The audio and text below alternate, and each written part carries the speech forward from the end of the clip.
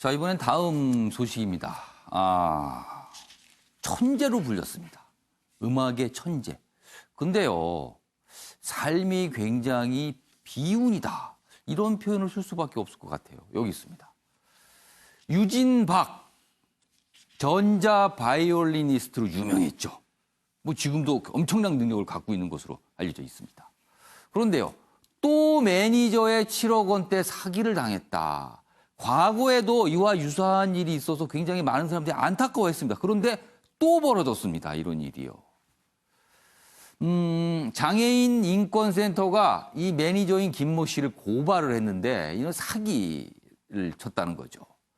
명의도용 명의도용 사채를 썼다는 거예요. 그리고 뭐 출연료 빼돌렸다. 지금 뭐 지상파 한 방송이 다큐멘터리를 찍는 과정에서 이런 내용이 이제 불거지고 밝혀졌다는 거예요. 그래서 제작진이 의혹 제기를 했다. 이렇게 돼 있습니다. 기사 내용 좀 더 보죠. 여기 있습니다. 유진박 씨는요, 우울증과 조울증을 앓는 등 심신이 쇠약해졌는데 2009년 전 매니저에게 폭행 감금을 당했고 소속사로부터 뭐 착취를 당하고 있다는 의혹이 확산돼서 굉장히 많은 안타까움을 자아냈죠.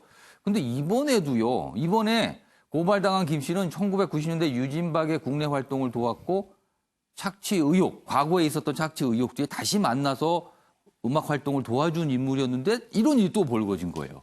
그러니까 많은 분들이 이게 도대체 무엇인가. 유진박은 4년 전에 어머니가 숨진 뒤 한국 내 활동뿐만 아니라 생활도 모두 김 씨에게 의존하고 있었다. 이런 내용입니다. 자, 그럼 여기서 관련 영상 보고 이어가겠습니다. And a lot of people think that I'm going through like a dangerous time, or it's like, 사채뿐만 아니라 나머지 상황도 전혀 모르세요. 지금은 아시는데 당시에는 전혀 몰랐고 생활을 절대적으로 의존하던 사이였죠. 양조열 변호사.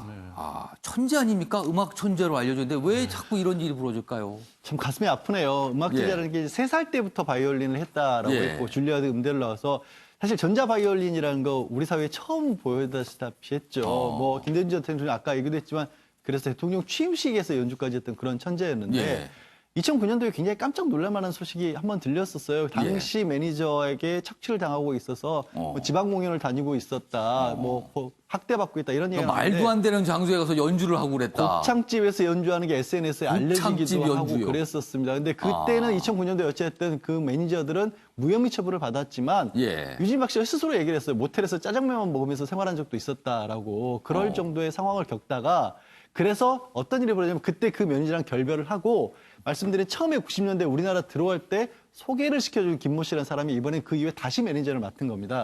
그런데 그 매니저가 그 이후 2010년 이후에 쭉 활동을 하다가 알고 보니까 그 사이에 자기 유진박 씨 명의로 사채를 한 1억 8천만 원 정도 끌어쓰고 유진박 씨 소유 집도 헐값에 팔아버리고 출연료도 한 5억 원가량을 횡령을 했다라는 거예요. 근데 이게 너무 가슴이 아픈 게 이 김모 씨라는 사람이 좀 전에 얘기가 잠깐 나오긴 했지만 유진박 씨가 부모님 돌아가시고 일가친지는 다 미국에밖에 없어요. 한국말도 서투세요. 그러니까 한국의 유일한 보호자이자 친구가 이 김모 씨였던 사람이에요. 의지할 곳이라고는 그 김모 씨밖에 없는 상황인데. 지난해 인터뷰한 걸 보면 김 씨가 있어서 행복하다는 말을 한 인터뷰가 지금도 남아있거든요. 그런데 이런 일이 벌어진 거예요. 그런데 알고 보니 그런 일을 겪었던 거라서 지금 정신적 충격이 굉장히 크다고 합니다. 근데 유진박 씨 가까이 좀 아는 분들, 뭐 연예 기자 이런 분들 말씀으로는 유진박 씨가 음악은 천재인데 나머지 일상생활에서는 전혀 관심이 없대요.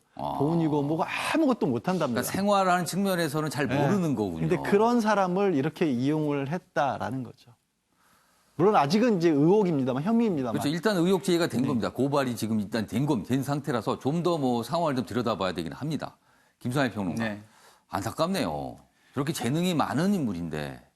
그러니까 지금 우리 현실이 선의를 가지고 살아가기가 굉장히 어렵다 이런 걸 보여주는 것 같아요. 그리고 갈수록 그런 일들이 많아지는 것 같은데 저는 이런 생각이 듭니다. 아까 그 고유정 사건, 살인 사건도 그렇고 그 우리의 행정력이 앞으로 이렇게 다변화되는 사회를 감당할 수 있겠는가.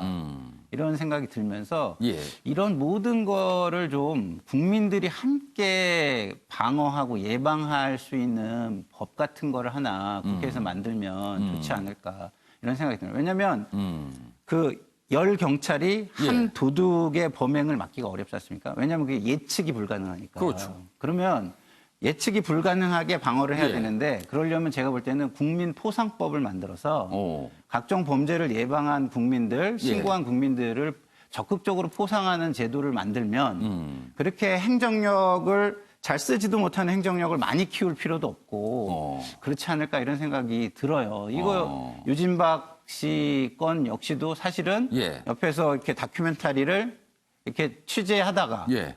이렇게 이야기가 된 거 아니겠습니까? 그러니까 이 다큐멘터리는 원래 유진박 씨를 소개하는 다큐멘터리였는데 갑자기 고발프로 비슷하게 바뀌어버린 거예요, 그러니까요. 지금. 그래서 저런 분들이 적극적인 생각을 하지 않았다면 예. 묻혔을 거예요.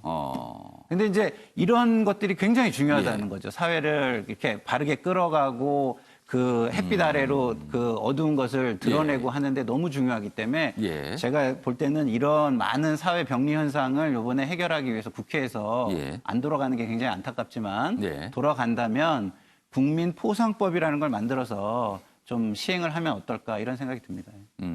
알겠습니다. 참 안타까운 일입니다.